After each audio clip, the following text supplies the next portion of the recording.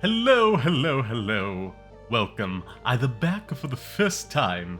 Now, today, on the last day I shall be in this current filming location, or recording location depending on your point of view, I want to do a very quick review of Shadow House, an anime I myself was sleeping on until rather recently, when I started episode 1, and then by the end of the night completed the first season. I do have to say it is quite a delight. But first off, what is the Shadow House about? Well, normative determinism there. The Shadow House, a royal manor ruled over by a bunch of, air quotes, shadow people who seem to be made of some kind of soot and have various powers based around that, and are in turn serviced by, air quotes here, living dolls. As is tradition, they also provide names for the living dolls and the shadows acquire them as they start to come of age.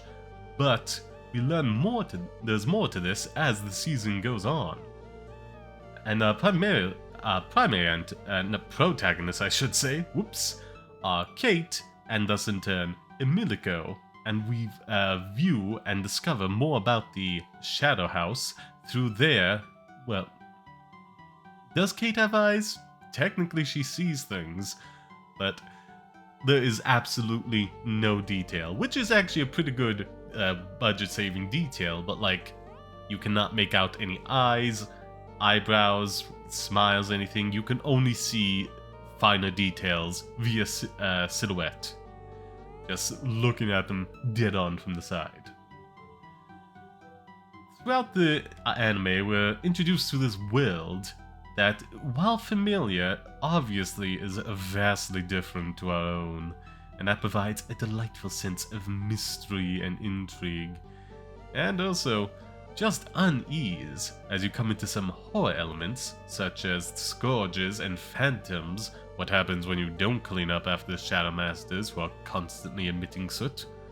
They bunch together and become rather aggressive. But also just like pretty eerie. I mean, imagine actually going back in time to a Victorian mansion and then add additional otherworldly mysteries on top of that. Like, not only is it bad, just like the whole classism angle to begin with, but also then you add in all these other things, like faces literally being the faces for these shadows, living dolls meant to mimic the masters in movement and also provide expression for them, because again, no details visible whatsoever. And you do get some disturbing hints, just low-key in the background, not even focused on yet. I've already started Season 2, which is currently airing on Crunchyroll, in both subbed and dubbed, though I imagine dub is a bit behind, but hey, always is, have to deal with that. But so far not been a massive focus just yet, but it's heavily implied that the majority of like the young Shadow Masters just view the faces as tools, with a handful of exceptions, but even then it's not quite perfect. It pretty much seems to be only Kate and I believe Jean who truly value their faces as individuals as the series goes on. The main point of Dread, little sword of Damocles hanging over the head of the newly minted Shadow Masters this season, is the debut, which they have to pass or just mysteriously disappear, which I'm sure is just fine. It's probably a spa day and they can have another go. Well, not really, but we won't go into spoilers just yet. Well, not really at all, because yeah, it's a lot of fun, this series, but it has a very strong Gothic, moody atmosphere. But beyond what I've already said, I really don't want to go into spoilers, because again, a lot of this appeal to this show is the intrigue of it. Wondering why things are the way they are, and getting bits and pieces here and there. The show is also very good at like providing some answers to the audience via interactions via the various antagonists of the series, but still withholding that information from Kate and Emilico. But, oof, I can't wait to see their response to some of these things. Little pause of the recording. Sorry about that. But yes, this show has been absolute delight, and I feel like way too many people are sleeping on it. Primarily because, like, anime website to track what I've watched that I used, Anime Planet, has the number of people wanting to watch outweighing those who have actually watched it by a fair amount. It's the kind of thing based on the description and some of the promo art you'll see of it. You think, oh, that's interesting. I'll put that on my watch list and get around to it eventually. But it's like nothing in that is like, oh, like really gripping to like, no, this is a priority to me. I feel that is a grave mistake for numerous number of people.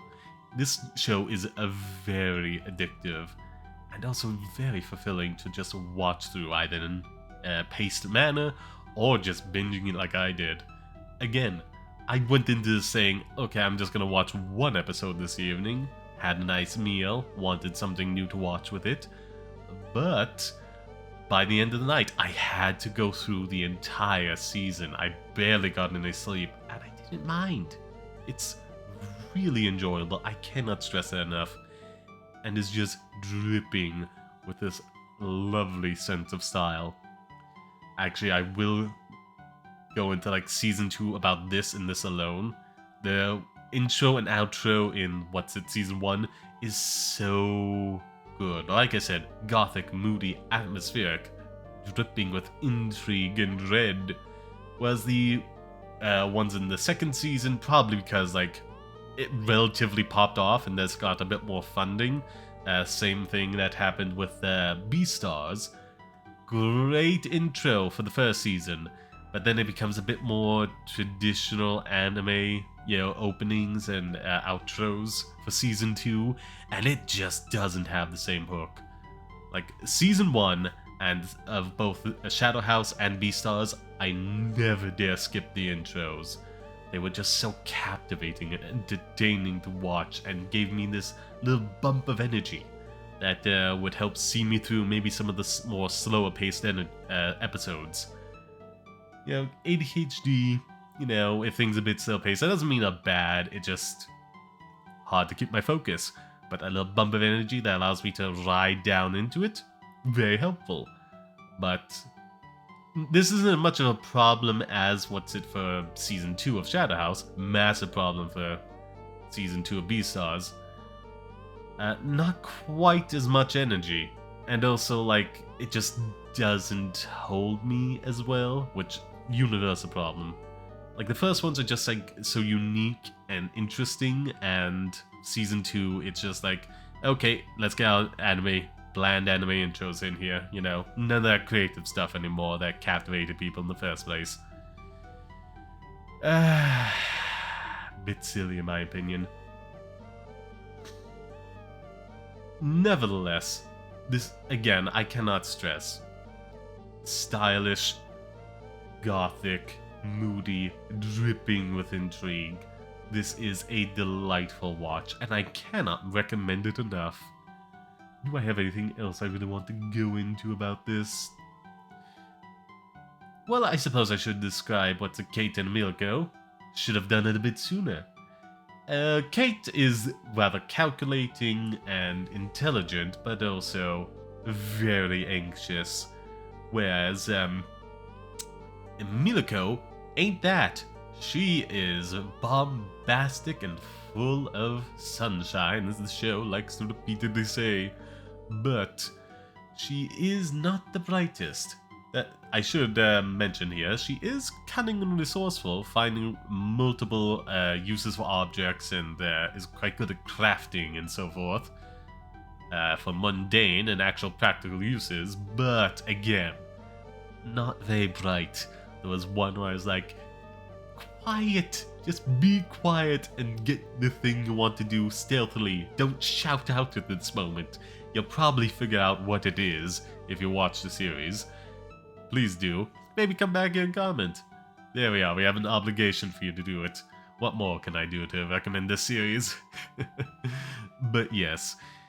Oh, it was frustrating, but also, for the most part, that energy and sunshine within, like, again, what is, like, Moody show, a dark, mysterious show, does counterbalance it quite a good bit. I think that's everything I want to go into. There's some other characters I want to go into, like, oh god, I can't remember the names off the top of the head, but there's a few more Shadow Masters that serve as like secondary characters, along with their faces. Some are a bit more complementary towards each other, and Jean and his face, I can't remember his name off the top of my head. Is it just John? And his is Jean? I don't know. They are a bit more opposites attract, shall we say, like Emilico and Kate. Oh, it should also be said, like, it is tradition in the show to have similar names for the faces as the Shadow Masters, and Emilico is a bit of a part of them. A deliberate one on Kate's part, but still.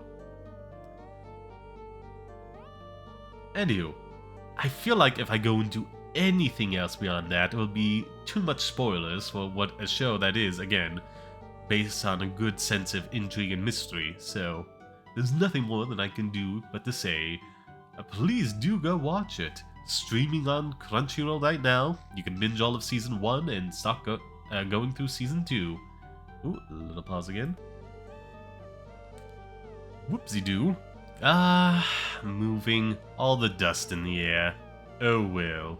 What else? Not much else to do but end this, and I keep forgetting to do this earlier on, but be sure to hit that like button and subscribe, and do all the good stuff down with the link tree in the comments. Follow me everywhere you can. I stream on another channel. It's gonna be a bit in the dark right now because of the move, but still. I also do it on Twitch, and Trovo, I got bullied into joining that one, and all that other good stuff. Thank you very much. And if you do like, go on and engage with the Shadow House, watch Season 1 and Season 2, please let me know what your thoughts of it on the comments down below. Ooh, words failing me. And let me know if you appreciated the recommendation. Now, without further ado, it's time to awkwardly end this recording with a few additional seconds of dead air after I say, ta-ta, Wiedersehen, until we meet again. Bye-bye. And find the button to stop the recording, click yes on it, and ta-ta, my pretties.